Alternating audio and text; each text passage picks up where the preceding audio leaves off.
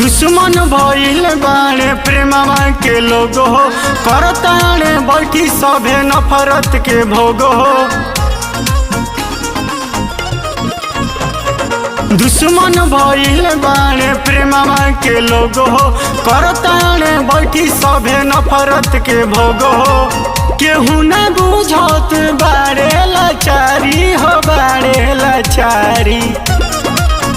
कोई बचपन के टूटी जाता यारी, कोई बचपन के टूटी जाता यारी। लागे केहू के अब न रब जी हो दिल के बीमारी। दादा केहू के अब न रब जी हो दिल के बीमारी। दादा केहू के अब न रब जी हो दिल के बीमारी। दादा केहू के अब न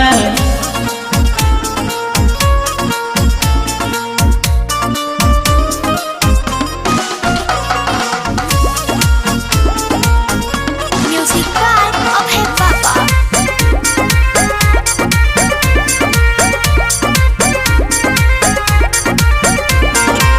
जे भी प्यार करता कइल जाता होते बाबू माई भाई न सुनत बाड़े बतिया। कैले राधा कृष्ण प्रेम पूजल जाला हो, बाकी आजकल के करा बुझाला हो। तनिया सा गलती दिक्कत होता भारी, दिक्कत होता भारी। कोई बचपन के टूटी जाता यारी, कोई बचपन के टूटी जाता यारी। लागे केहू के अब न रब जी हो दिल के बीमारी। दादा केहू के अब न रब जी हो दिल के बीमारी। दादा केहू के अब न रब जी हो दिल के बीमारी। दादा केहू के अब न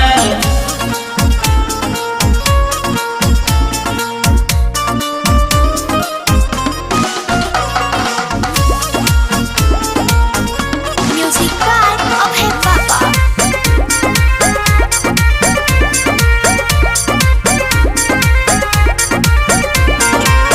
विनय बवाली पता चलते ही बात हो, छोटो छोटो गिरे लागल मुकाया लात हो।